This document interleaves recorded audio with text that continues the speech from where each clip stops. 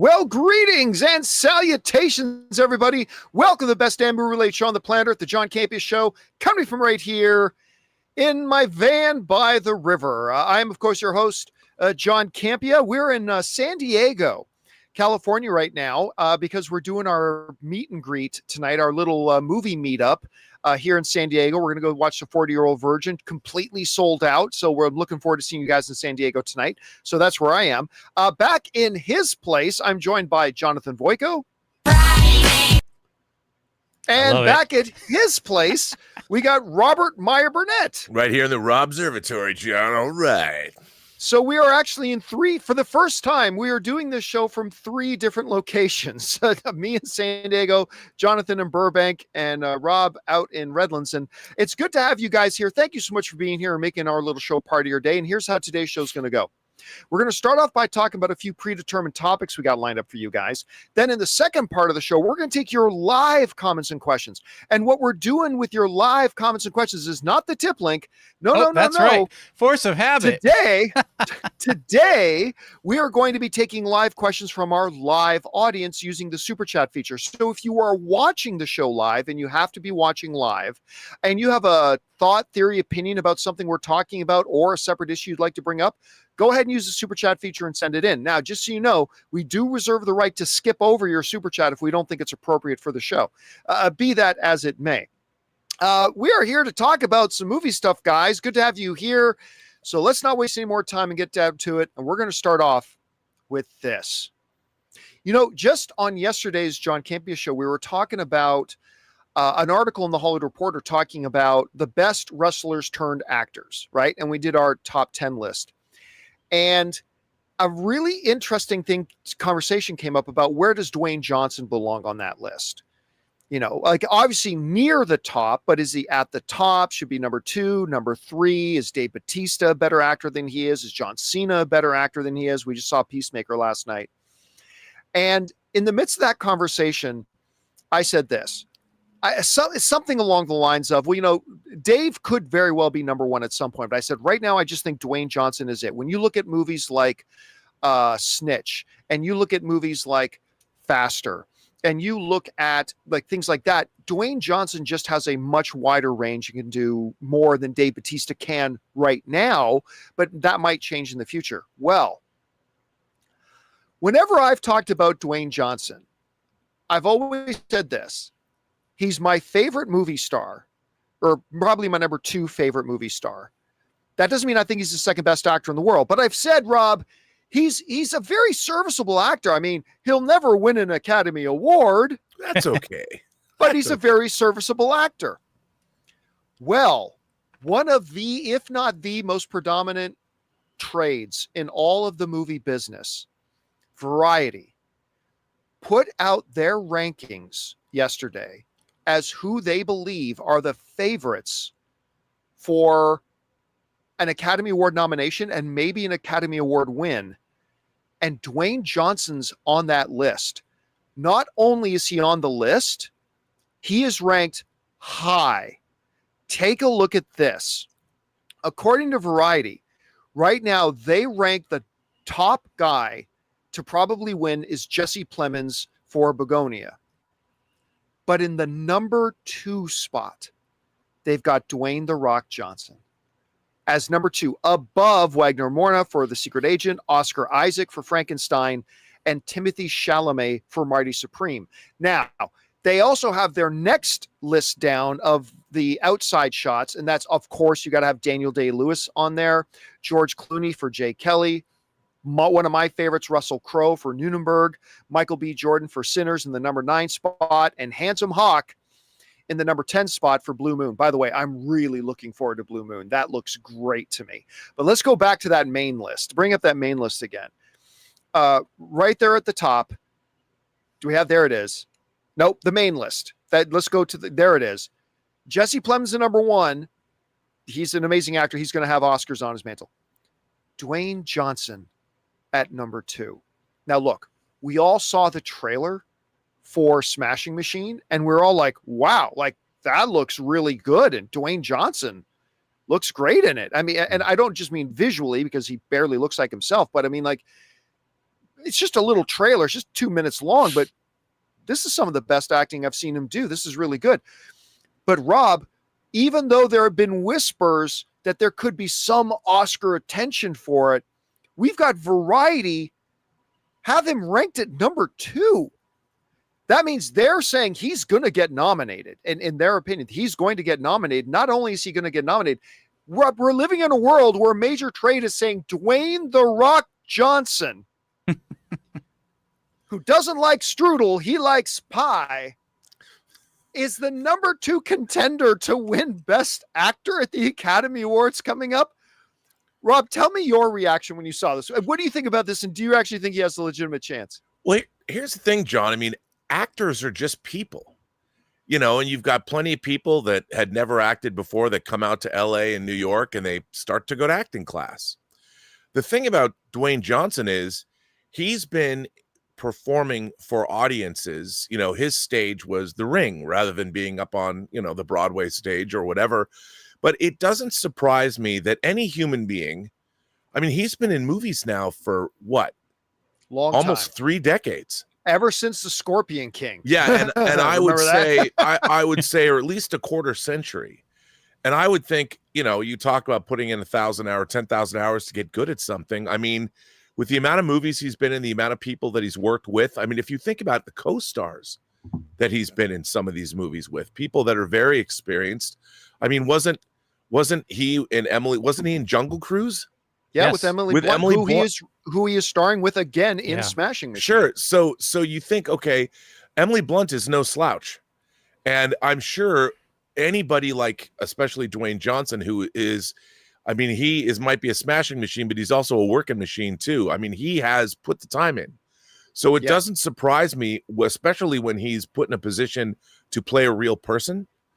And that it's a biopic, somebody that he probably had a lot of knowledge of or experience of, and it doesn't surprise me. And I think that just because he was a pro wrestler doesn't mean that after putting in as much time as anybody who started to study the acting career or what acting means, that he's come out of it being a great actor.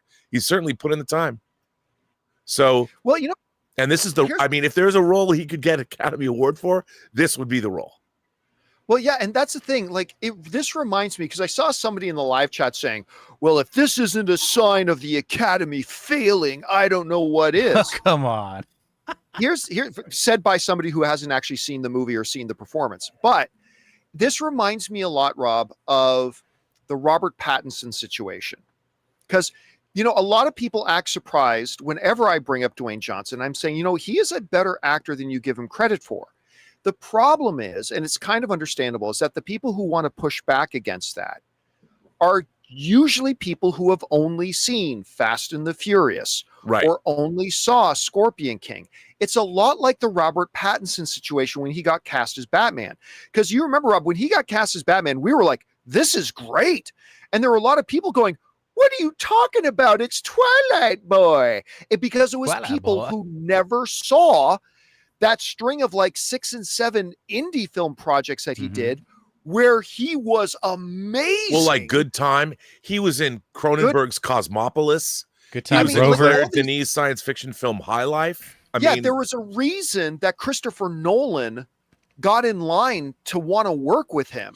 Right. But people never saw the work that really impressed. I feel like a lot of that is the same with Dwayne "The Rock" Johnson. A lot of people out there have never seen Snitch. And right. I think Snitch is his best work, to be honest with you. A lot of people haven't seen Faster, in which I thought he was really good in. You often bring up, Rob, Pain and Gain. Yeah. And Pain and Gain was years ago, and he's just gotten better since then. And that's a Michael Bay movie people haven't seen very much. Yes. People are like, wait, what movie? So like when people hear us talking about Dwayne Johnson, their frame of reference, understandably, is, well, he's just the guy in Fast and Furious, or he's the guy in Jumanji, where he's trying to play a caricature of himself. So I get it. If that's all you've seen, I understand this trepidation. But if you've seen his bigger body of work, again, I still never thought he'd be Oscar level, No. I still never would have picked him to be a favorite to get an Oscar nomination. But if you've seen his larger body of work, you wouldn't guffaw so much when people say Dwayne Johnson's actually turned into a pretty good actor. And right now, I guess the award watchers are saying he's a favorite to get this. I don't know, Rob. I'll still be stunned. If Oscar announcement day comes along and his name gets read, I will still be stunned. I don't know about you. Well, I look, I probably would be stunned, but remember, every actor, I mean, Harrison Ford was a carpenter, literally. You know, he's building people's shelves, and he knew people in Hollywood, and he got cast in these small roles. And he was a roadie for the Doors. People work on their craft, and it's funny because people aren't born actors. You know, they have to study. Some people are very good at it. But Dwayne Johnson, the same way, you know, we were talking the other day about, I was mentioning yesterday, I think, how comedians can become great dramatic actors or comedic actors. I brought up Robin Williams, in one of his first roles was in World According to Garp, which was a dramatic role. And, you know, you wouldn't think necessarily that your first inclination wouldn't be to think that comedians are great actors, but what do? They're out there telling stories. They're doing stand-up in front of live audiences. They're learning. Being a stand-up comedian is to act. It is to understand how to work an audience. I mean, you look at a guy Dave Chappelle has done. He's done. I mean, I think if you ask Dave Chappelle to do some dramatic work, he probably could do some great work. So it's not surprising a guy like Dwayne Johnson, who spent most of his life, his adult life, in the spotlight, on a stage, interacting with audiences, has honed his craft over 25 years to become an Academy Award caliber actor. Now, and to your point, like, it's not like just that, oh, he's got some natural acting ability. Like, you pointed this out the other day. For 30 years now, in as much as even people who don't like Dwayne Johnson, nobody questions his work ethic. No. Like, nobody on the planet questions his work ethic. And not only does he put in the hours every day to build his physical physique, for 30 years, he has been training like a madman as an actor. He has been training with some of the best people. And it's really not surprising when you got a guy with that much natural charisma, give him 2.5, 3 decades putting in the work, he's going to develop something. Yeah, 100%. And deservedly so. I mean, you know, you put in the time. It's weird because I think that one of the things about our fan community, with all due respect, is a lot of people are only interested in a specific kind of movie. It surprises me that people forget Pain and Gain even. I mean, a Michael Bay movie, everyone's like, I love Michael Bay. I love the Transformers movies. But when he does something out of his wheelhouse, you know, when he makes an actual stab at doing an actual a docudrama about something that really happened, yeah, it's a Michael Bay movie. But Dwayne Johnson gives a great performance in it. You know, he's also really good in Jungle Cruise. He's playing a part. I mean, he's a sea captain and he's doing what he's supposed to do, but he's very engaging in that movie. And I have to say, John, I have a soft spot for San Andreas. I mean, listen, and I don't disagree with you. Look, I love him in Jumanji's. I didn't love Jungle Cruise, but I liked him in it. Yeah, you're right. I like him in Yes. San Andreas. But even though I like him in it, I would never watch just those movies and think, you know what? I see Oscars in this guy's future. So I think we're about to see something. I think we're about to see something very different from Dwayne Johnson in the Smashing Machine. Anyway, guys, question is for you. What do you think about this? The most preeminent trade in entertainment, Variety, is saying not only do they think that Dwayne Johnson is going to get a Best Actor nomination at the Academy Awards for his work in The Smashing Machine, they're saying he might be one of the favorites to even win. Hard for me to think about that. Whatever you guys think, jump down in the comment section below and let us know your thoughts. All right, guys. With that down, let's move on to this, shall we? You know, if there's anything that all of us in the world tend to agree on, it's that streaming services are too cheap, right? We all believe that. Oh, it's like, this 100%. is a sin. This is too cheap. What are the... Well, I really appreciate this story because just this morning I was thinking I'd love to pay one of my streamers more money. And then I got your show notes. I'm like, me too. Yes. Yes, finally. Well, good news, everybody. The Hollywood Reporter is now reporting that Apple TV Plus is raising their prices. And if you were afraid it was going to be by just a little bit, don't you worry. Good old Tim Apple has you covered, because they're going to raise the price by 30%. This is what the Hollywood Reporter says. They said Apple TV is increasing its monthly price. The streaming service will now cost $12.99 per month in the US, up from $9.99, representing a 30% increase. The price hike is effective as of today, Thursday, August the 21st, 2025, for new customers. So this would have been yesterday. Existing customers will see their bill go up within 30 days. Select international markets will also see a monthly price increase, Apple said in a statement to the Hollywood Reporter. Okay. Now, to put this into some perspective, even with a 30% price increase, this has Apple TV Plus still as one of the cheaper streaming services. Again, I'm not trying to frame this as if this is good news, but I'm just saying it's cheaper than Netflix. It's cheaper than Disney Plus.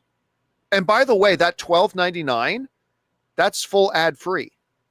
Like, they don't have, I believe, correct me if I'm wrong, live chat, but Apple does not have an ad supported tier yet. So that $12.99, you got to compare that now to Netflix's ad-free tier and compare that to Disney Plus's ad-free tier. It's still the cheapest game in the business when it comes to the major streamers. Also, one of the things that we shouldn't forget is Apple TV Plus right now, they might be the second best at creating high quality content. I mean, I still put at the top HBO Max. HBO is still the de facto gold standard. But Apple TV Plus, when you're talking about things like, the thing that came out of the gate for them, the morning show, you talk about For All Mankind, you talk about Foundation, you talk about Ted Lasso, you talk about what I think is the best thing they've done, Shrinking, you talk about, I mean, the list goes on and on and on. Like, they have just continued to put out, by the way, that new one with Jason Momoa that everybody's raving about, Chief of War, that I haven't started watching yet, but everybody tells me it's like really, really good. And For All Mankind. Did I skip that one? Sorry, For All Mankind. No, he said For All another Mankind. one. Yeah, so I just had to say it again. I had to make sure, if Rob's here, I got to make sure for Rob, I mentioned For All Mankind. They are one of the best streamers out there. Then, of course, the Monarch stuff, the Godzilla stuff. I mean, look, they're great. Apple TV Plus is great. So even with a 30% price increase, they are still one of the cheaper players in the game. But I still remember it was not that long ago, Rob. It wasn't long ago, just a couple of years ago, that Apple TV Plus debuted. And correct me if I'm wrong, I didn't look this up, but I believe it debuted at like $4.99. Yeah, it was like that. Yeah, it was either $4.99 or $5.99. You got Apple TV Plus. Now, granted, since that time, they've added a ton more content. Everybody knew it would not stay at $4.99. But here we are now, just a couple of years later, and the price has tripled. The price has tripled in just a couple of years. I feel like, guys, every couple of months we're talking about a new Netflix price increase. I feel like every couple of months we're talking about an HBO or a Disney Plus price increase. It feels like every couple of weeks we're talking about a Netflix one, although it's not. I'm just saying it feels like it. But I mean, Rob, it was not that long ago that I sat down and did the math of it and figured out that, oh my God, we are now spending more. Like, if you had all the streamers, you're now spending more today than when we used to pay for cable. And the whole promise of streaming was about, it's going to give you just what you want, and it's going to be way cheaper than cable ever was. And there were people in the business who said, no, it won't. And then people like me said, you're just being bitter. It's going to be way cheaper than cable. Okay, so Rob, that was just a little while ago. I did the math again recently. If you have all the major streamers, you're paying way more than I ever paid for cable. Yeah. I'm paying significantly more now for cable than I did before. And this 30% price increase from Apple isn't hurting it.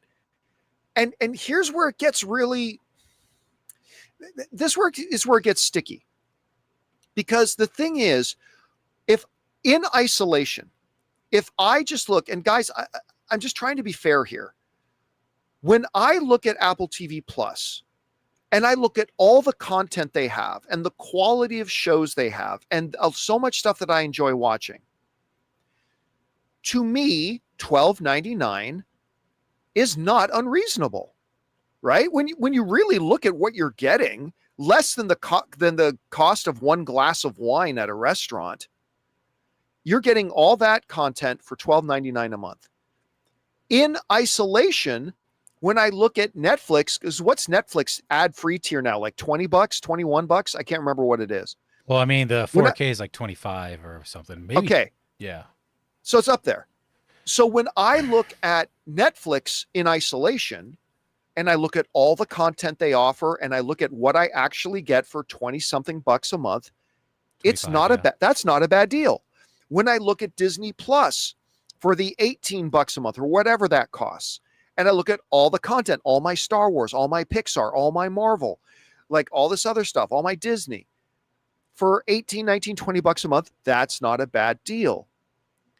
The problem becomes that it's not in isolation. Mm-hmm. It's Disney Plus plus HBO Max plus Hulu plus Paramount Plus plus Apple TV Plus plus Netflix plus whatever else you get. And all of a sudden now you're well peaked over $100 a month just for your streaming services. And the problem, Rob, is that because every one of the services is getting good, you can't just have one or two of them. I don't want to miss out on Shrinking or Ted Lasso season 4 or whatever else is coming out on Apple TV Plus. I don't want to miss out on Vision Quest on Disney Plus. I don't want to miss out on the next season of Penguin or whatever, or Lanterns that they got coming up on HBO Max. That's the problem now. It's not like there's only one or two good ones. All of them are now putting out some, even Paramount Plus is putting out some great stuff now. And it's like, you kind of need to have all of them if you're a big fan of this content. And it's just getting really expensive. And that goes back to what we talked about the other day about what's driving this rapid increase in piracy since 2020. Rob, it's not just the fans that got to get used to this. I believe the industry has got to figure out a way to make sure this stays cost effective for people, because at this point, and Rob, it's not a slow increase. It's not like we're paying $1 or $2 more a year. Apple TV Plus by itself has tripled in price in just like 5 years. We can't be spending $275 a month for our streaming services 4 years from now. They've got to come up with a solution. Anyway, Rob, you saw this price increase by Apple. How do you see this, and how do you see this bigger picture as well for the whole streaming industry? Well, first of all, I don't know if you'd mentioned, but For All Mankind is one of the greatest TV shows on TV. And it's one of my favorite science fiction shows of all time. But here's the thing about Apple Plus, and I think this is really interesting. So we know that Apple and Amazon they are not entertainment companies. You know, Amazon sells things. And Apple is a technology company that first and foremost sells phones and computers and tablets and things like that. So this was sort of an adjunct to that. Watch our programming on the hardware that we're going to sell you, the hardware and software. I think what they've realized, especially in the wake of something like F1, like, oh, you mean the money, the billions we're spending on great entertainment isn't just a loss leader? We can actually make money on it? And F1, was really the first time. I mean, they were spending what? Killers of the Flower Moon cost them $200 million that they weren't going to get back. Well, F1 actually turned a profit. They put it in theaters. They spent a lot of money on it between their deals they made, sponsorship deals for within the movie. And then they of course, have made $600 million worldwide. They're like, oh, and I don't care who you are. Nobody wants to spend a bunch of money and not get anything back for it. And I think what Apple realized, we're just going to pull the bandage off. Let's make our streaming service more profitable than it is. Because, John, as you've pointed out, like HBO, Apple's shows are extremely well made. They look fantastic. They use even Invasion, which is the most boring alien invasion show ever, has become more interesting, and it looks great. And whenever when they do like Blackbird, that thing with Taron Egerton, that was in the prison, the limited series. Yeah, with Paul Walter Hauser, that was really good. Fan-effing-tastic. Yeah, so good. Paul, so good. So I think that I'm happy to pay, and let's all remember, John, I don't know if you know that For All Mankind is one of my favorite shows, but they have a spin-off show called Star City that's going to tell the Russian side of the space race, and they've been making that as well. So they have a lot of great stuff coming down the pike. I mean, who would have thought that they could have made a Godzilla show viable with the amount of special effects you need in something like that? But they did. So while it jumped 30%, I'm happy to pay it. But as you pointed out, eventually it's going to become untenable because it's not like any streaming service is going to go, let's lower our prices. They're never going to do that. But it is going to, what this does is it encourages churn. Like when the new shows come out, you can dump a streaming service until they come up with 3 or 4 more shows that you want to watch. You resubscribe. I mean, what these raising prices are going to make churn a reality. The very thing that streaming services don't want, they are completely creating more impetus for people to tune in and out based on what they want to see. And so with Apple, there's not enough on their platform to make me have it 24/7, except for me personally, I'll watch For All Mankind forever because it's not really out on physical media. They put it out in Britain, but not here. But it's problematic, I think, around across the board. And as you pointed out, they've got to come up with a solution. Otherwise, it's going to be churn, baby, churn. Mm-hmm. And here's unfortunate. There's 2 ways they could approach the problem. 1, a fan-friendly way, and 2, a non-fan-friendly way. The fan-friendly way, we see them experimenting with now, to their credit, which is bundling, right? The way you can fight churn is bundle.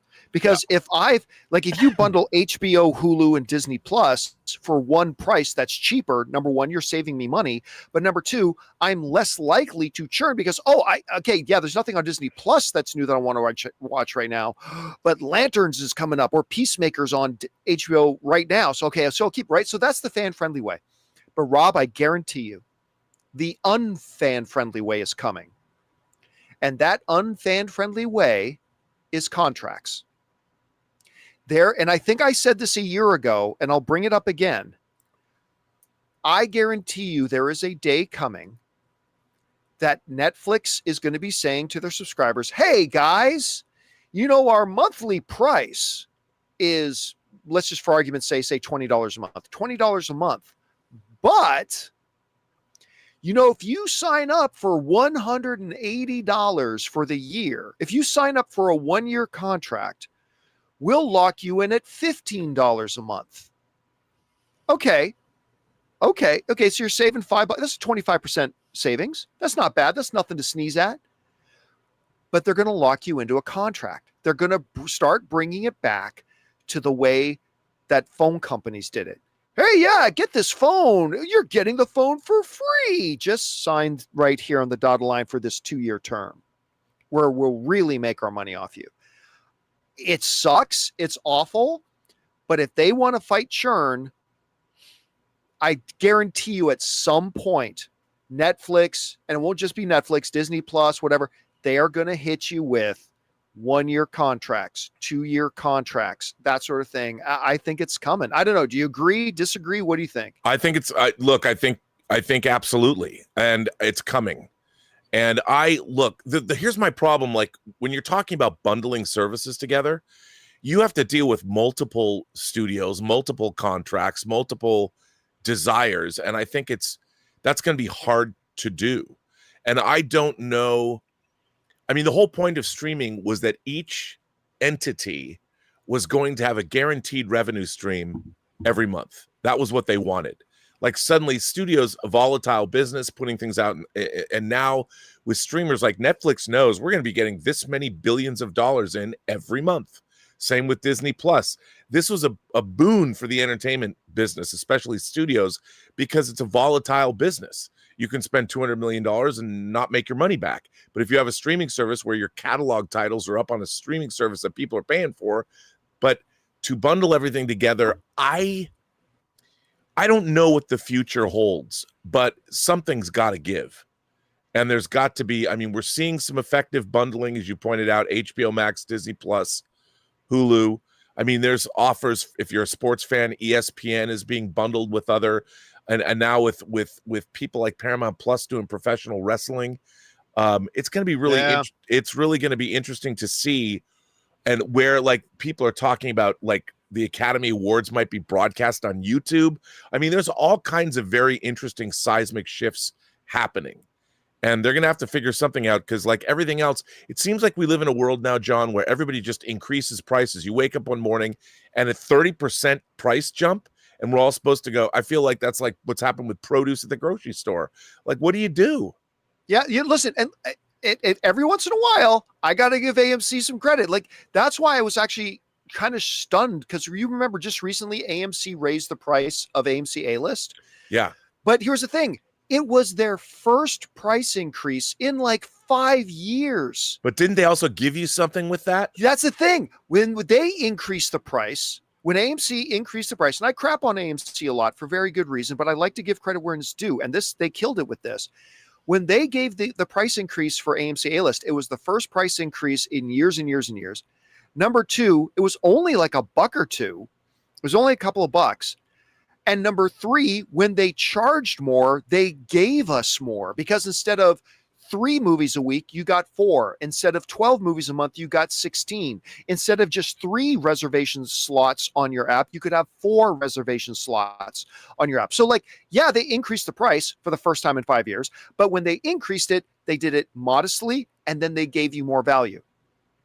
Apple didn't just give us anything extra for a 30% price increase. Yeah. And listen, and I get, Rob, you're going to have to increase your price of your service as you go. I get that, because your costs get a little bit higher as you go. I understand that. But triple the price in like 5 years? Like the prices on all these streamers are escalating much faster than inflation. So it ain't inflation. And they're going to have to get a handle on this. So anyway, guys, question is for you. What do you think about this? Apple just increased their prices by 30% for Apple TV Plus. To be fair, that still makes them one of the cheapest ones out there. And they do have a lot of great content, but it's just another addition to your monthly streaming bill as a whole. How do you see this ending? Whatever you guys think, jump down to the comment section below and let us know your thoughts. All right, guys. With that down, let's move on to this. You know, True Detective has not just, it came on the scene amazingly, you know, with McConaughey came out, right, with his, and then we had season 2 and 3. I mean, we've had guys like Mahershala Ali do it. And listen, I don't care what anybody says. I was a little bit late to True Detective Night Country, the last one they did, and I heard some people crying about it. So I kind of was a little bit late to it. And when I started watching it, it was great. I don't know what the hell anybody else was talking about. That show was really good. It wasn't their best season. Like, it wasn't better than McConaughey's season, but it was really good. Anyway, a lot of us are wondering, when are we going to get news on the next season of True Detective? And now we got it, and it's kind of a doozy. According to Deadline, it looks like True Detective season 5 may star Nicolas Cage, the Academy Award winner. They wrote the following in Deadline. Oscar winner Nicolas Cage is in talks to headline the upcoming 5th season of HBO's Emmy-winning crime anthology series True Detective, which marks the return of season 4's Isa Lopez as the writer and showrunner. Okay, 2 big pieces of news here. Number one is the Nicolas Cage, but we'll get to that in a second. I love that Isa Lopez is coming back to showrun and write this one. Because again, I don't care what anybody else says. Season 4, Night Country, was wonderful. Again, not as good as season 1, but I think it's the best season they've had since. And it won a whole ton of Emmys, Rob. Like, I think Jodie Foster won the Emmy for Best Actress and a whole ton of Emmys, whatever. So you add now to that Nicolas Cage. And don't forget, Nicolas Cage also has another series coming out of a live-action Spider-Man noir. Right. So he's going to do True Detective, Spider-Man Noir. He's an Academy Award winner. He's a multi-time Academy Award nominated actor. We are seeing the beginning of the Cage-assance, my friend. And he's done some great smaller stuff lately, like Pig and like other things like that have just been like really great. He's also done a lot of garbage. Let's not pretend that he hasn't. He absolutely has done a slew of garbage. But lest we forget, he is a world caliber actor when he really wants to be. And if he were to join True Detective, I'd be then really curious to see who they'd pair him up with. But I think this is really exciting news all the way around. Anyway, Rob, you hear about this. That looks like Isa Lopez is going to be writing and directing and show running this new one. And Nicolas Cage in a True Detective. What do you think about it? Pair him up with Jeff Goldblum. Oh, my God. I don't think. Okay. I had to pause because my synapses weren't connecting when you did that. It was too much for me. Oh, my God. Jeff Goldblum and Nick Cage together. It's no 10 speed and brown shoe. But I think that I love Nicolas Cage. Look, I loved him in Bad Lieutenant New Orleans, which was a bonkers sequel anyway. I mean, look, it depends. Nicolas Cage can be reined in and he delivers. Like, I really love Alex Proyas's movie Knowing. Knowing, it's kind of a bonkers ending, but the movie as a whole is really interesting. Really interesting, and he's really good in it. He plays a father who's dealing with strange premonitions that his son might be having, and then also this thing that he found in a time capsule. When he's called upon, look, not every performance is Mandy. He's not. He was just in a Lionsgate movie called The Surfer that I picked up. Thank you. I didn't love The Surfer. I didn't love it either, but he was good in it. And what was the one he just did with Pedro Pascal? The Unbearable Weight of Massive Talent? Yeah. He was funny in that too. He was really funny in that. But you gotta, I think he can deliver the goods when called upon. And I think, look, the True Detective franchise, whether it's hit or miss, is usually certainly worth watching. Even season 2 has an incredible shootout sequence. It's one of the most amazing things I've seen on TV. So I'm looking forward to him taking this role. I hope he does it. I'll be very curious. And with showrunner, what is it? Isa, it's not Isa Lopez. Isa Lopez, man. Isa Lopez. Yeah. I can only imagine what she's going to give for him to do. So I'm there for it, John. I can't wait. By the way, a bunch of people in the live chat have come up with the answer for who do you pair him with. You get a face-off reunion and have John Travolta in True Detective season 5. Oh with my! Nicolas I Cage. would watch the hell out of that. Are they both cops, or is one like the villain? Oh, I say make them both cops this time. Yeah, make them both cops this time. By the way, I still want a Face-Off 2 with Hugh Jackman and Ryan Reynolds. Yeah, that is still, I still want that more than anything. I think that is what you got to do next. Anyway, guys, question is for you. What do you think about this news? Number one, the showrunner and writer from True Detective season 4, Night Country, which I thought was fantastic, is coming back to do season 5. And it looks like Nicolas Cage is going to be one of the main characters in it. Do you like that? Have you kept up with True Detective? Whatever you guys think, jump down to the comment section below and let us know your thoughts. All right, guys. With that down, let's move on to this, shall we? In the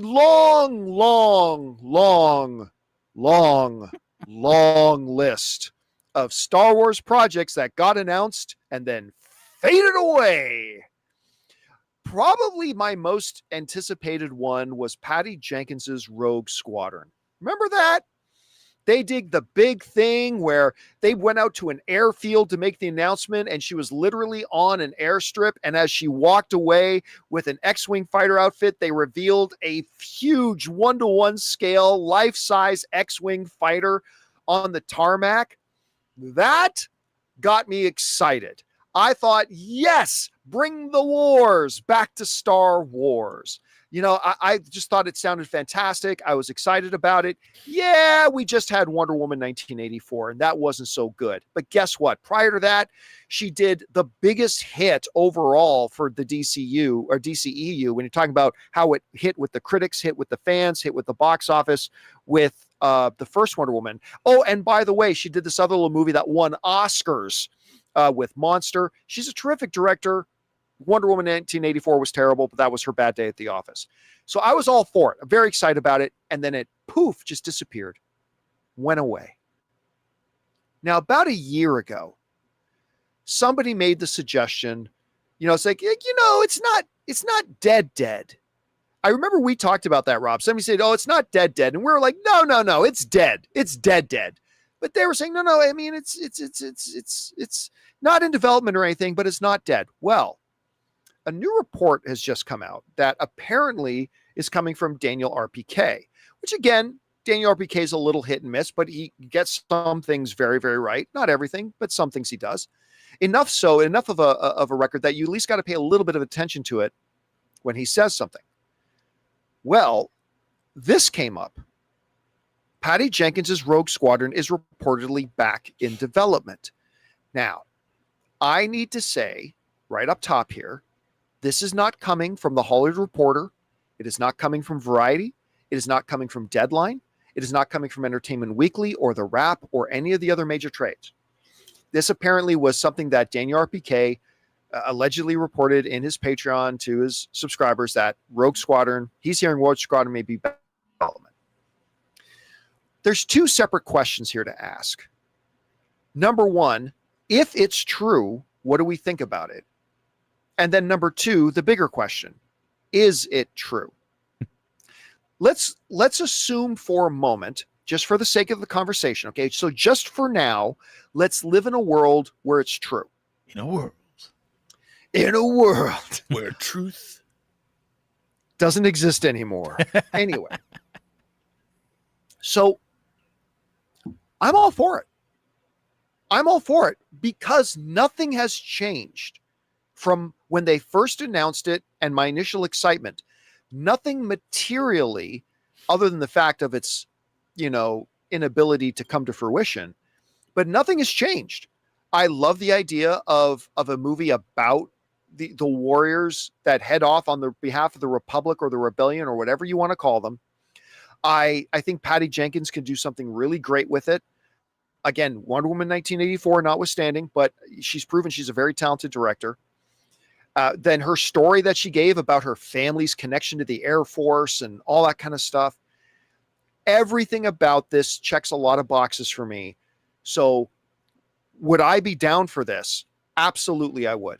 100% I would. So I love the report. I would love for this to happen. I want a Patty Jenkins Rogue Squadron movie. All right. Let's move on to the second question. Is it true? Unfortunately, I do not believe that it is. Now, let me be clear. I don't have any inside information definitively claiming it's not. I am speaking as a fan, okay? In my opinion, looking at the landscape, I don't think it's true. I've seen and heard nothing that even remotely suggests they're going to go back to one of their dead projects in Rogue Squadron. I haven't seen anything that backs that up. But more importantly, with Sean Levy and Ryan Gosling now doing Starfighter, that sounds a lot like a Rogue Squadron kind of thing, at least in principle. And so what would be the point of doing a Rogue Squadron if you're doing Starfighter with Sean Levy and Ryan Gosling? I just don't see that being a place. So could it be true? Of course it could be, right? I'm not sitting here definitively telling you guys this is absolutely not true, but I don't believe it's true because it just doesn't fit with everything we've seen so far. And I just don't understand how you would develop a Rogue Squadron movie when you've already got a Starfighter movie coming. So I'm saying I would love it, but I don't think it's real. Rob, two questions for you. Assuming that the report was true, What would you think about them getting this Rogue Squadron movie back in development? And then number two, do you actually see a way that this is true? How do you see it? Well, okay, first of all, one of the interesting things about these Disney movies, and knowing the way studios work, they announce these projects. When the projects have been announced, it's because they already have some kind of a direction, some kind of a take. And Patty Jenkins, obviously, her father coming from a flying background, so they kind of knew what they were going to do. Obviously, there was a series of books called Rogue Squadron. So when it was scrubbed, it was always interesting to me that when studios stop projects, they never really die, John. Some kind of iteration of these things sticks around. I mean, I can't tell you how many iterations of certain movies they had before they actually made them. So on this, I find something interesting about this report. They're making a movie now called Starfighter, singular. If and when we heard about this project at Tokyo at Star Wars Celebration, they talked about how deep they were already into pre-production on it, that it was going to start soon. Doesn't it start shooting next month or something? Yeah, start shooting in September. So excited. In September. So excited. Here's the thing. Rogue Squadron is a movie, assuming you go by a title, that it's about more than one fighter. So what if they have developed, the reason that this other movie is going back into development is because it's a sequel. And they're building a trilogy because we've always complained that there was no plan. But I could see that if they're happy enough with this Sean Levy, I mean, it kind of came out of nowhere, this Starfighter project. So for whatever reason, Sean Levy and Ryan Gosling, coming on the heels of Project Hail Mary, they've got what is a pretty hot property. Sean Levy coming off of Deadpool and Wolverine. I mean, I wouldn't be surprised if this Rogue Squadron property is not the sequel to Starfighter and they have a trilogy planned. That's where I could see it coming from, because they had already used this development. I don't know what it is. I have no idea. I have no clue. But if Ryan Gosling is spearheading a trilogy, that's a pretty good bet in terms of having something viable. And they've needed to fix Star Wars. It's been moribund on the big screen for 6 years. And so that's the only thing I could see in terms of making sense, that they're developing about a single guy. You make a movie, it's Iron Man 1. You concentrate on one man, and then the next movie he leads a squadron. Maybe?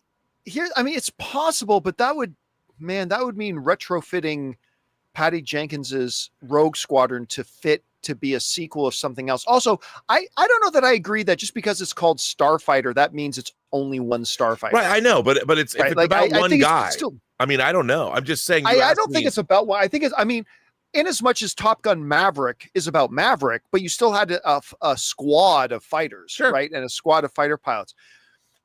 I mean, I don't know. Maybe, but it was about the birth of new. But let's go into your second question, though. Do you think this is real? Why or why not? Well, that's I was trying to give you an example about why it could be real.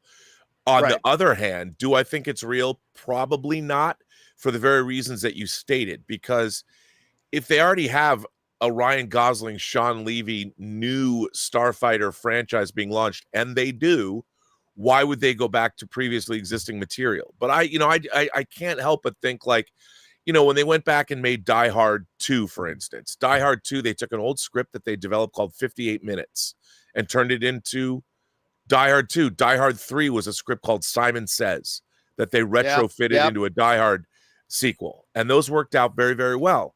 And I would say that in the case of this, if you're developing, and if you already had a script that was pretty good, I mean, they went out and shot that promo with Patty Jenkins. So they were pretty squared away, thinking this is a good property. And so if it was, maybe they can see that there's an opportunity here for a sequel. They could make, if the script was viable, they could make a movie a year. The only pushback I give on that is I feel like Sean Levy is he edges towards the auteur. And I do feel like he's going to want to focus on a script that he has more control on, not just something he's retrofitting. Well, it didn't say that Patty Jenkins is coming back, though. Yeah, that's true. Yeah, but I got to assume it would. I got to assume it would probably include her. But you're right. I mean, they could bring back Rogue Squadron and not bring back Patty Jenkins, even though it I'm just sounds trying like to the entire look for a way forward, you know? Sure. I bet the problem though is, of course, that when we go back to that announcement of her on the runway, the whole project was really revolved around her. That whole project came from her and her passion for fighter pilots and her family connection and all that kind of stuff. It would seem odd to now do it without her, but Rob, there are many examples in Hollywood when a project started with one connected, passionate filmmaker, and then 5 years later, it ends up being done by somebody else. So it certainly wouldn't be the first time it would happen. No. All right, guys. Question is for you. What do you think about this? The report going around right now, again, keep this one firmly tucked into the rumor category, but is that they may be trying to develop Patty Jenkins's Rogue Squadron again. The two questions to you: would you like the idea? I would, but do you think it's real? I don't. Maybe you think differently. Whatever you guys' thoughts are, jump down to the comment section below and let us know your thoughts. All right, guys. With that down, let's move on and talk about this, shall we? Well, yesterday was the day. Peacemaker Season 2. The next installment of the new DCU had its premiere. We already talked the other day about how it has now, Peacemaker Season 2 has now set the new record. It is the highest critically rated DC property, TV show, or movie of all time, sitting at 98% at the time. All right. I hated the idea of the first season of Peacemaker. I hated the trailers, watched the show, absolutely loved it. How did I feel about premiere of Season 2? I freaking loved it. I was so nervous about a sophomore slump, not just sophomore slump in terms of, a Season 2, but also sophomore slump coming off of Superman. I was ready for there to be a bit of a down thing, but oh my God, this episode was great. Now, look, we are probably going to get into a couple of spoiler details here. We'll try not to get into big major plot stuff, but there are probably going to be a couple of details here that we'll share that are a little spoilery. But I just got to say, number one, it did not fail to shock me. Number two, it did not fail to make me laugh. And number three, it did not fail to get me excited for episode 2. It did all those things. I love seeing what do they call themselves? The 11th Street Kids. I love seeing that group, the 11th Street Kids group, and where they're all at right now. By the way, I'm loving Harcourt's story. I'm loving her story. And where she's at and all that kind of stuff. I'm loving that. Economist just started off as a real throwaway character in season 1, but he became indispensable in my opinion. And I love seeing him in this stuff. And then of course, Cena. I got to start by talking about this though, guys. James Gunn, you remember about a month or two ago, he said that the DCU is not going to be like the MCU in the sense that the MCU, and this has worked well for the MCU, has a tone that prevails all their properties. Like they're very different projects, but there's an overall certain level of tone to it. He said the DCU projects, everyone's going to be unique. Some will be PG-13, some will be rated R, some will be horror, some will be fantasy, whatever. All I could think about when I'm watching Peacemaker and seeing Peacemaker take a hit of a bong, and all of a sudden he's in the middle of a fully explicit, full frontal, fully active, and fully attended orgy. I don't know why Rogue Squadron just came up on the screen there we go. when I was talking about an orgy. There's your idea for Rogue Squadron right there. All I could think about, Rob, is imagine you're a parent and you just took your kid to see Superman and everybody loved it and Peacemaker was in it. It's like, well, the next installment of the DCU. Let's sit on down, little Billy. and watch this. Daddy, what's that man doing to that girl? Nothing. He's holding her down. Or what's that man doing to that other man? Or and what are those three girls doing to each other? Yeah, I mean, it was hilarious. I was laughing my guts out, but I was like, oh my God, poor little Billy. But I mean, I want a show to do that to me. The Boys does it great. I want it to not only make me laugh and get me interested in the characters and all that kind of stuff, but make me laugh and shock me, like hit me with something I did not expect to see coming. And again, The Boys has been masterful at that, but man, they got me with that with Peacemaker. So that hit me right out of nowhere. And then the whole thing about going into the quantum closet and what he finds on the other side, I thought was actually very moving. Yeah, I did too. One of the things I was not expecting was to feel emotionally moved. And there was a couple of moments in Peacemaker that I was legitimately emotionally moved. Once with Hardcourt and then once with Peacemaker in the other dimension. And I just thought they were off to a great start. Anyway, Rob, you had a chance to watch Peacemaker Season 2, Episode 1, the premiere. What did you think about it? Well, outgasming the hero-gasm from The Boys was something. But that's no small feat. No, I really enjoyed it. I mean, I thought it had some really intriguing look, some of the humor borderlines on too sophomoric. I mean, like, John, I will say Sean Gunn's crack about I said camel toe like 30 times. Oh my God, I died. I went to sleep last night and I woke myself up right as I was about to drift off laughing about that. That was so hilarious. I mean, stupid, yes.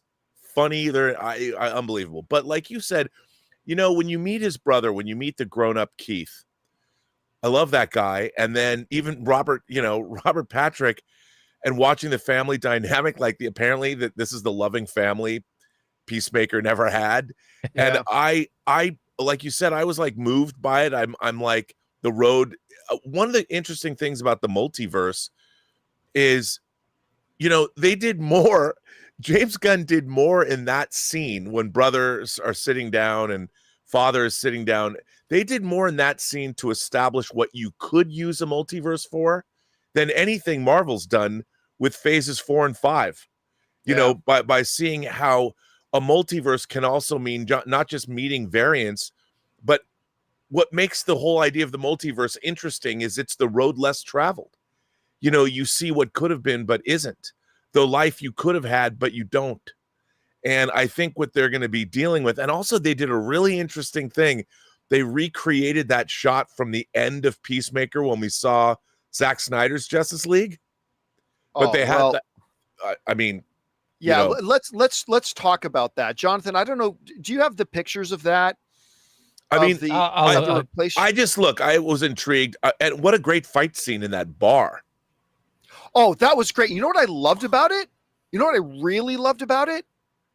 She doesn't win. No. I mean, she was winning.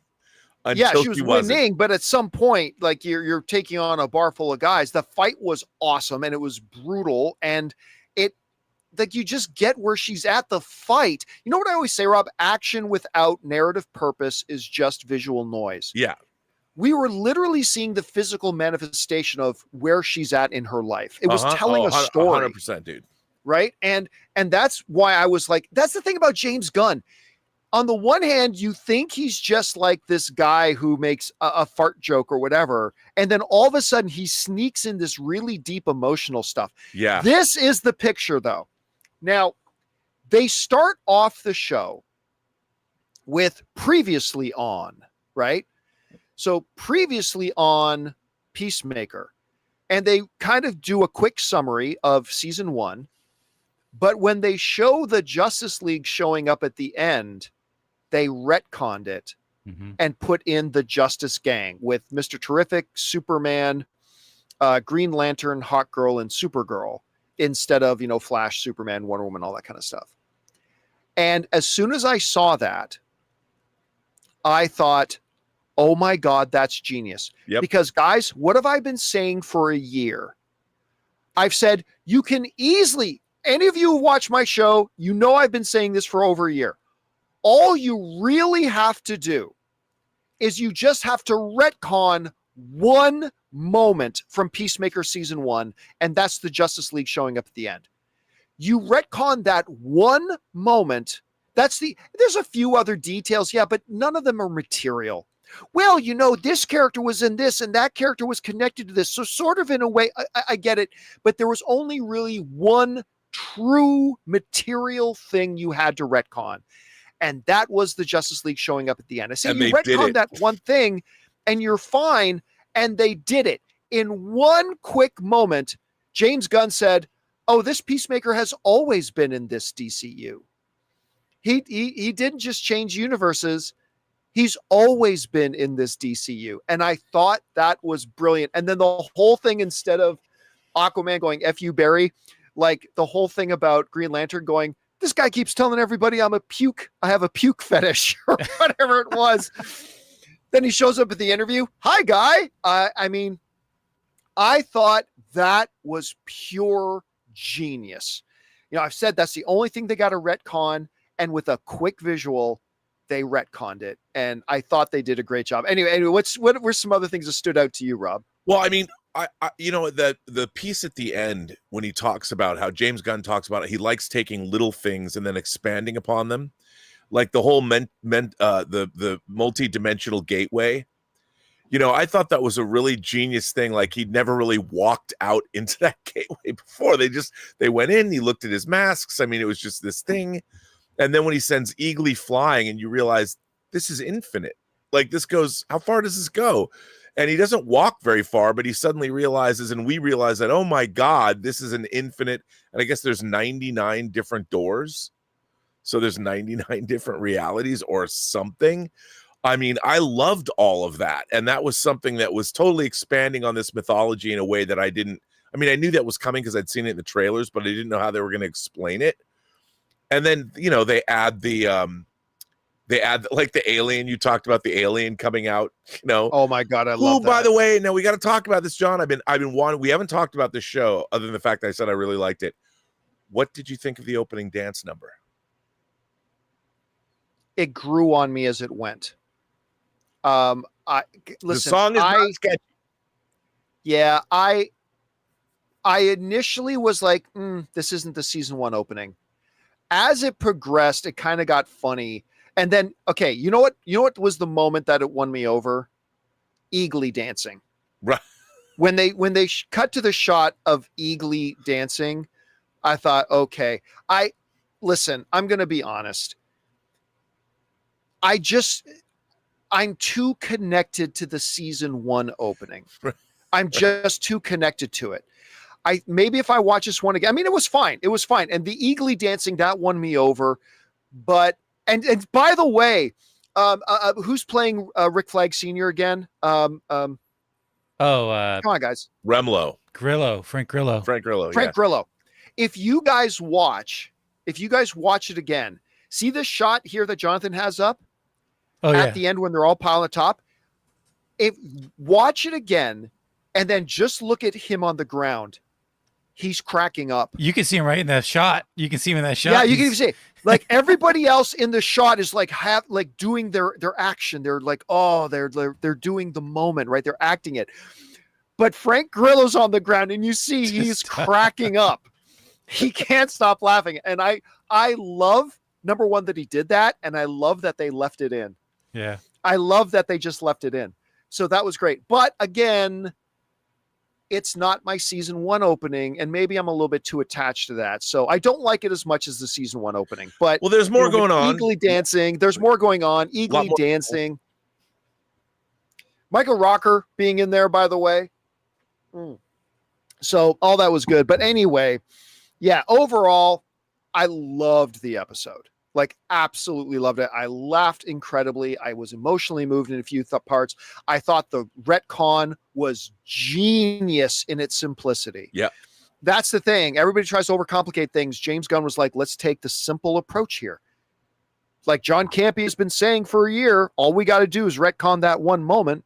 I'm sure that's how the conversation went, by the way. Absolutely, 100%. Sure. Take credit. John Campea says all we have to do is retcon that one moment. So just with a quick visual, boom, it's just absolutely brilliant in its simplicity, and they accomplished it, and now it's done. And I saw somebody in the live chat mention another kind of quick retcon that was done. Oh yeah, like somebody in the live chat mentioned in Andor season 2, because of scheduling conflicts, they had to recast Bail Organa. Right. And they did it. They did it really well. And everybody talked about it for a minute, and then nobody talked about it again. And I think that's good because he took such a intuitive, simple, straightforward approach to this on. I think now it's done. I think everybody's going to talk about it today, and then I don't think anybody's going to talk about it anymore. It's done now because he kept it simple. Yep. So Agreed. yeah, I thought it was really well done. Yeah, anyway, dude, it's guys, a hoot, man. It was a hoot. Oh, The whole thing was had a hoot. such a good time. I cannot wait to watch the rest of it. Anyway, guys, question is for you. What did you think about Peacemaker season 2, episode 1? I thought it was great. I think I might start doing an after show for it. I really, really enjoyed it. Anyway, whatever you guys thought about it, jump down to the comment section below and let us know your thoughts. All right, guys, with that down, it's now time for us to move on and start taking your live questions that you live viewers have been firing into us. But before we do, we're going to bid good afternoon to Robert Meyer Burnett. Great job as always, Rob. Have a good one. You too, and I'll see you on Monday, and stay safe in San Diego, and say hi to all the people at the 40-year-old virgin for me. Tell them I don't know what that's like to be a 40-year-old virgin, but, enjoy. I'm sure they will. We'll be sure to tell them you being there. All right, we'll talk to you later, man. All right, man. I'll see you later. All right, guys, let's now move on to the important part of our show, which is, of course, taking your live comments and questions. So, Jonathan, what we got up first?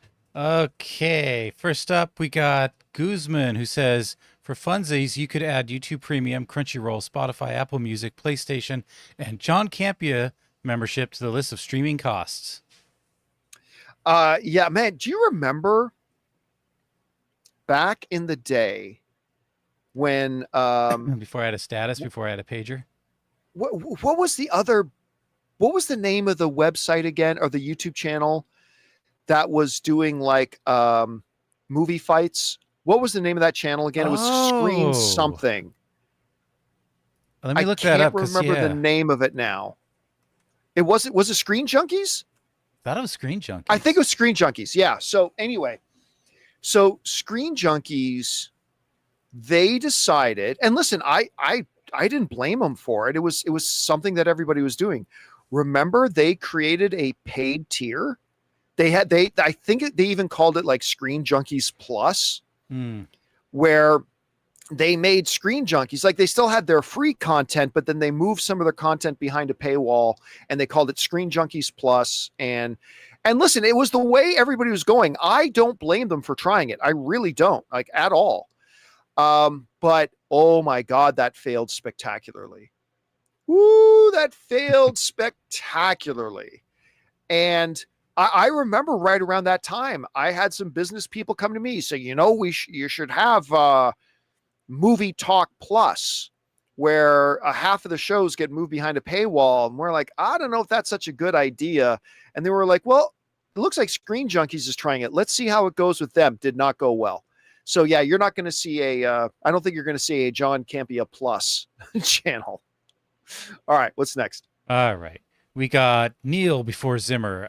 Does Lanterns as a TV show mean we probably won't get a solo Green Lantern film because the show creates extra homework?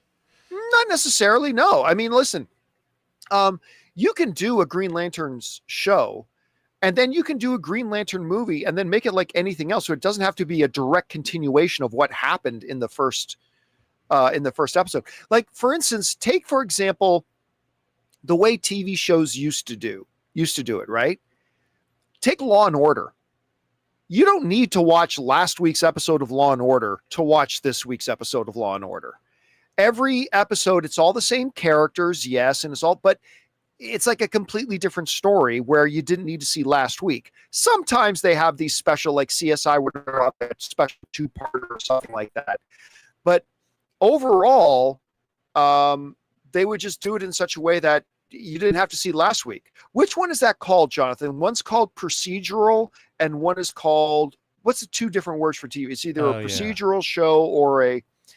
Anyway, so you could easily do a Green Lantern movie and do it in such a way that one doesn't have to watch the Lanterns TV show to do it. All right, what's next? All right, we got Ibrahim. Hey, John and team, any plans on watching the new dinosaur movie Primitive War? It's awesome, and Ryan Quanten is awesome in it. I think Jeremy Pivens is in it too. But I don't know. I saw that trailer for them. I've never even heard of it. Wait a minute. Is that the one that looks like it's crowdfunded? Like it literally looks like it was made for $1,000? It kind of looks like that, yeah. Oh, I know the one. That's right, because Jeremy Piven pops up, and I'm like, what's Jeremy Piven? It literally looks like $1,000 movie. Yeah. I didn't know it was a real thing. At first, I thought it was a joke. And it's a show? Yeah. No, it's a movie. It's a movie.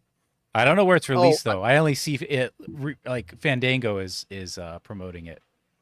Yeah, listen, I'll be honest with you. I saw that trailer, and it looked, I mean, if I made that movie, I'd be very proud of it. But from my Hollywood standards, that looks terrible. So no, I'm not planning on watching it.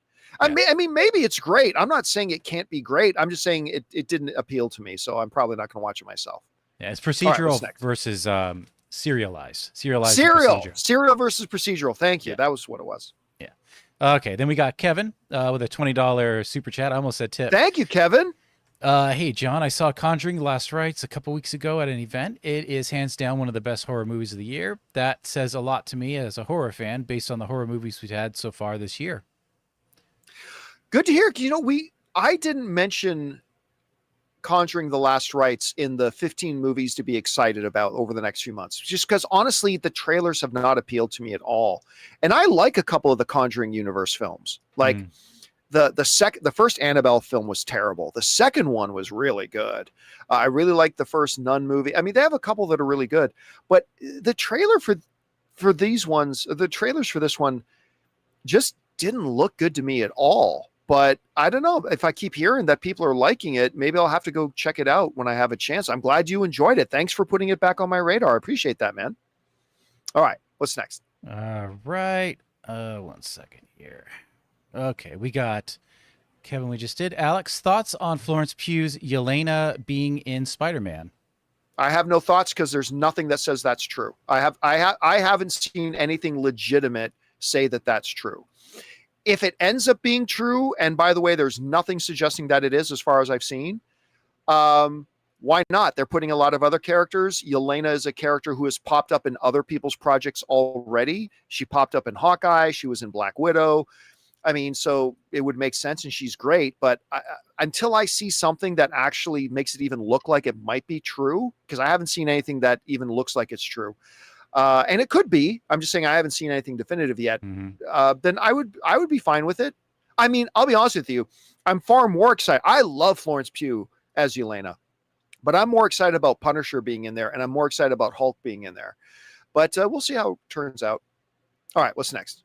Okay, we got Alec. Oh no, King Daddy Goat. Thoughts on Ben Stiller not directing Severance season 3?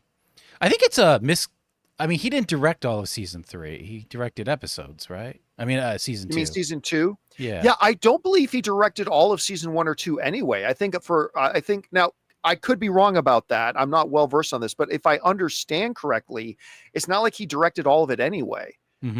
So as long as he's like the main creative force behind it, I mean, you have other directors. Remember, TV shows are different than movies.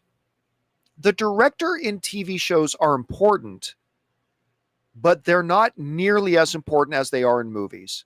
Because in movies, the directors are the ones who are making all the key creative decisions. In TV shows, it's not the directors who do that. It's the showrunners. And so I really don't think it's that big of a deal if he doesn't, because he hasn't been directing all of them anyway. All right, what's next? We got some support from Michael. Thank you for that. Thank you, Michael. And then we got Zach Dunbar, who says, "Hey, John, the Zach Dunbar YouTube channel is running." Oh, well, I'm sorry. We don't do promos. Yeah, we're not. This isn't an advertisement channel, guys. Yeah. But congratulations. Now, Adam Sandler deserves a nomination too. He got snubbed. Well, for what? Yeah, you have to be specific. For what? Certainly Yeah, not for for not for Happy Gilmore. Maybe they're talking about Happy Gilmore 2. Maybe yeah.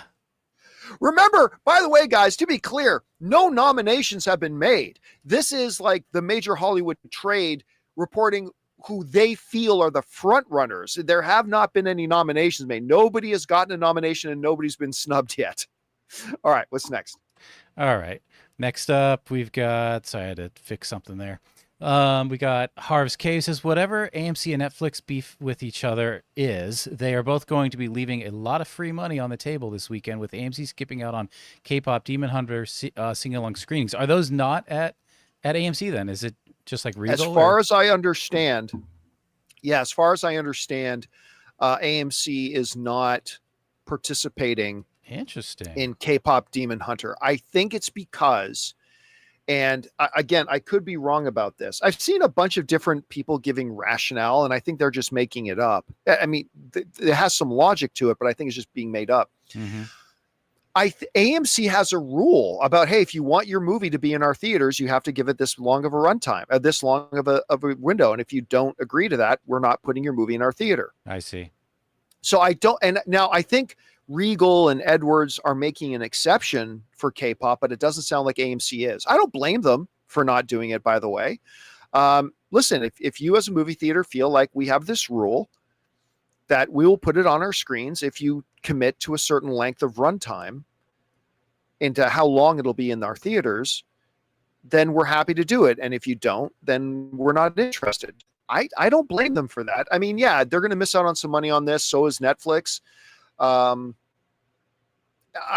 think it's a good move for Regal to do it, but I don't blame AMC for not doing it. It's one of those kind of situations. All right, what's next? We got Jeramin.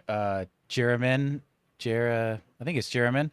Did you finish Project Hail Mary book? Was it good? Yeah, it was great. It was really great. This movie is going to be awesome. And I liked it so much, I'm going to do a full listen to it again with Anne, because Anne hasn't listened to it yet. So in a couple of weeks, we're going to start our movie meetup tour, where we're going to hit Albuquerque, New Mexico, Denver, Salt Lake City, and Las Vegas 4 nights in a row. And when we do that, that's a lot of driving in this van. We're going to do a full re-listen to it again. Like it was spectacular. I cannot wait for this movie. All right, what's next? We got Edward, who says, can Lex be charged with crimes made in the pocket dimension? A good lawyer should be able to get those charges dropped. But he has many other charges on Earth. Yep, he committed a lot of crimes not in the pocket dimension. Plus, certain U.S. law, there is a thing in law. There are certain crimes where it doesn't matter where you do it. Because they can say, again, if they wanted to do a Law and Order in the DCU and charge him with this, it's like, hey, your door to that pocket universe where you murdered that guy was on a territory, was in the United States. The door you used to walk in was in the United States. Therefore, anything you do through that door, you're subject to our law. So yes, I think they would find a way to charge him. Yeah, not to mention the kidnappings took place on Earth in most of the United States, and the conspiracy to commit those crimes took place on Earth in the United States. Yep, all that happened. So yeah, even if some judge said, well, the pocket dimension counts as being outside the jurisdiction, which a good lawyer would be able to argue against that. But even if a judge said that, tons of crimes were still committed outside of the pocket universe. Exactly. All right, what's next? We got Art, who says, cheers, guys. Did y'all see that Audible's releasing that? Yeah, the Harry Potter books with the HBO Max series cast. That I didn't know. I think it's a cool way to get to know the cast before watching the series. Safe travels. I didn't know it was with. How could that be? Because are they all cast? I mean, I might be incorrect here, but I don't think that's true. Audible is releasing a full Harry Potter new series of audiobooks with a wonderful cast. Yes, but it's not the cast. It's not the cast from the new TV series. I don't believe so. No. We were just talking actually the other day about the person they got to play Dumbledore. Now I gotta look it up. Hold on a second. Well, guys in the live chat, do you guys remember who is playing Dumbledore in the audiobook. I'm going to see if anybody. No, Jonathan Lithgow is playing Dumbledore in the TV series. But yeah, what about they Audible? Hold a second. Come on, guys. It was a big announcement. I'll have to look. Give me a second here. Who is playing? Hugh Laurie, they're saying? That's who it is. Hugh Laurie. Okay. Hugh Laurie is the voice of Dumbledore in the new audiobook. So yeah, they're doing the audiobooks, a new version of the audiobooks with a full cast, but it's not the cast from the TV show. So anyway. All right, what's next? Next up, we got Alex. Hey, John, in Fantastic Four, they didn't have the Marvel montage of characters. Is it because those characters don't exist in the universe? You know what? That was the first thing I noticed when I saw the movie was there was no opening Marvel flip page thing that they normally do. But yeah, they didn't do that. It's just the credit. It shouldn't matter that Fantastic Four takes place in a different universe. It's the beginning of a Marvel project. Let's put it this way. I'm going to be very interested to see if in Spider-Man No Way Home, or Spider-Man Brand New Day, I should say, if they're going to have it or not, because I wonder if they've just decided to not do it anymore. Yeah, it was in no, Thunderbolts. I don't want right? to jump to that conclusion. I think it was in Thunderbolts, but it was all Sentry. I don't want to jump to the conclusion just because of one project, but I wonder if they're just not going to do those anymore. Well, I don't know. We'll see. Possible. All right, what's next? Rendell says, "Hi, John. Teenage Mutant Ninja Turtles 35 anniversary thoughts. So good. Play fantasy football. Super Bowl prediction. Come to Tampa. Go Bucks." Okay, one question at a time. Yeah. I don't care about the Teenage Mutant Ninja Turtles 35th anniversary because I'm actually not a big fan of those movies. That said, I love the Tampa Bay Buccaneers. I really do. And I have stayed a believer in Baker Mayfield. I really am. I am a full-fledged believer in Baker Mayfield. And I think that team can do some really good, as long as their receivers stay healthy, which they've had a problem with. They could do very well. I don't see them going to the Super Bowl this year, but I think they can be a really good team. All right, what's next? All right, we got David. He says, "Hey guys, big fan. Have you been following the guys? I've been following you guys since high school. Now a PhD candidate. Wow, he's going to join Dr. Ann Campea. Ann Campea. I was curious to know how you all three met. Campea, Burnett, Voico. You guys are all great. Thank you. Well, you guys hired, man.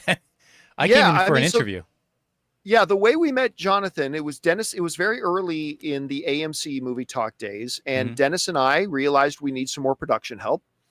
And so I can't remember how we advertised, but we advertised a production position. I saw a Facebook post. You know that we probably just did it on Facebook. Yeah. You're probably right. Yeah, I think it was a Facebook post.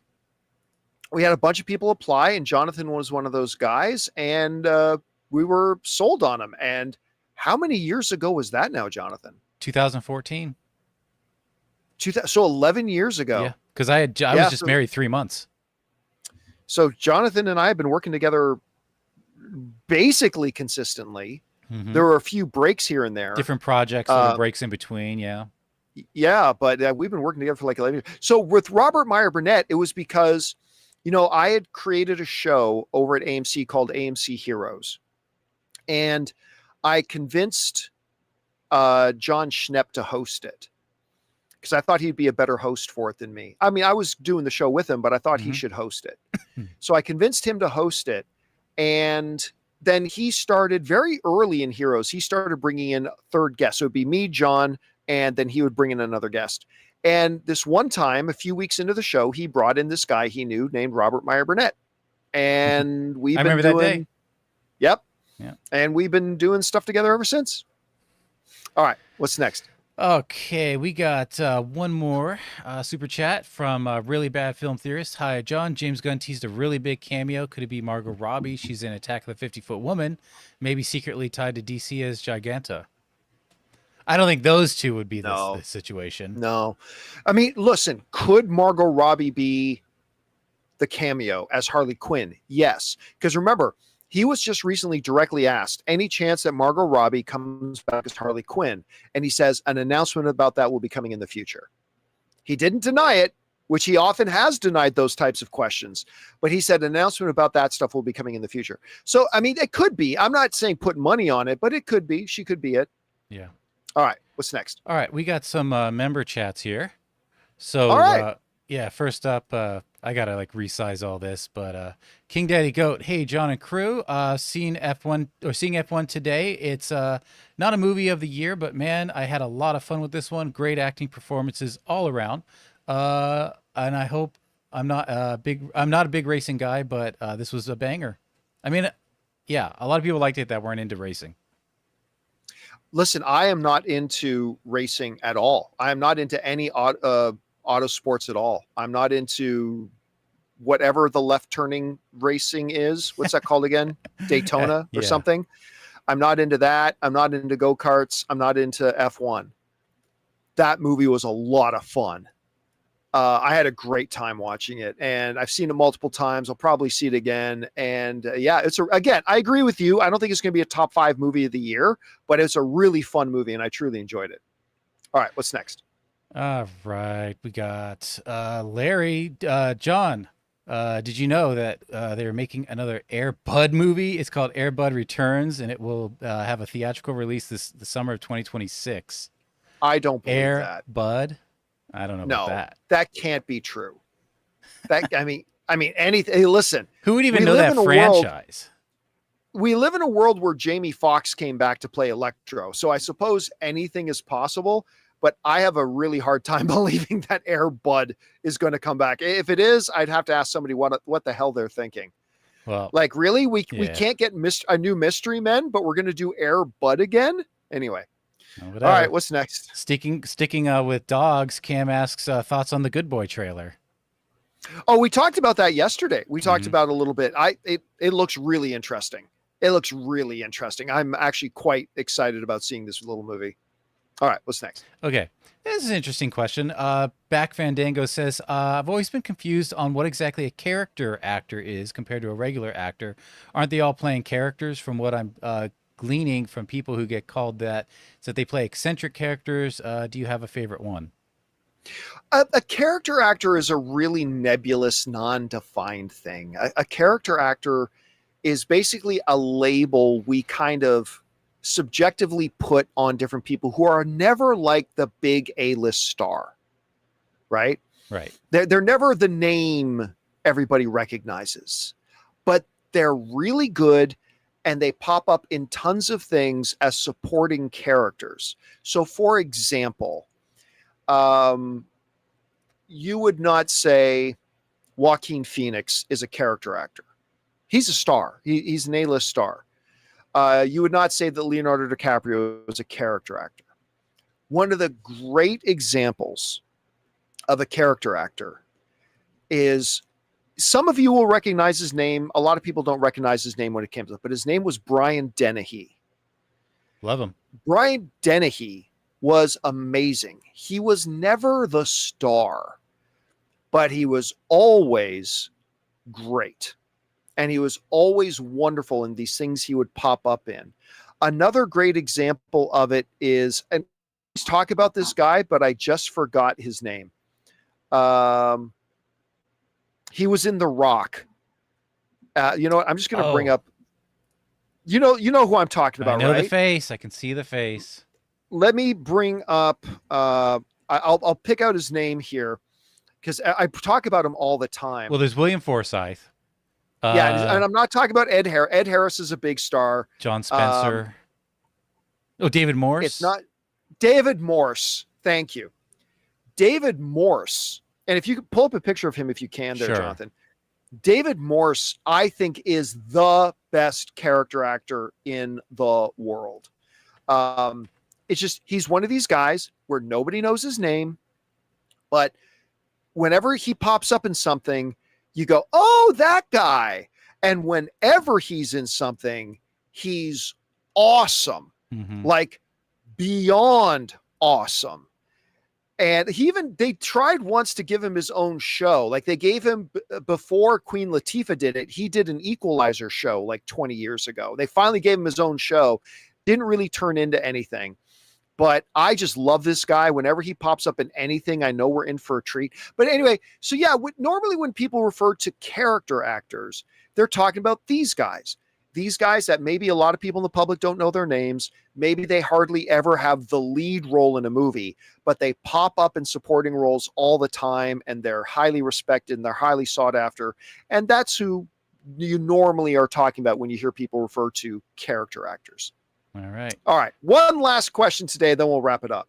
All right. We got, let's go with Joe here. Demon Slayer has 10 million tickets pre-sale in the U.S. How big do you think the opening weekend could be? Well, I didn't see the 10 million tickets thing, because if it's 10 million tickets, well, then you're talking about $100 million opening weekend. I can't believe that's true, but you never know. Stranger things, right? So I don't know. Listen, I'll be honest with you. The real answer is I don't care. Like I'm just being real and honest with you guys. I don't care. I don't care about Demon Hunter. I don't watch any of that stuff. I don't really care about it. That's not to say that you shouldn't, or that it's not a really good, valid question. But I mean, if this thing comes with like $100 million opening, that's a major deal, dude. That is a major deal. Let's see if it actually does pull that out. Yep. All right, guys. And that'll do it for today's installment of Van Time. Thank you so much for being here and making our little show part of your day. Big special thank you to all you guys who sent in the questions. Number one, because you gave us great fun things to talk about. But number two, you supported this channel as you did it. And all of us involved with the show, thank you guys so very much for your support. Of course, big thank you to Robert Meyer Burnett for being here. Big thank you to our technical producer, Jonathan Voico. See you guys later. My name's John Campea, guys. And until next time, my friends, bye-bye.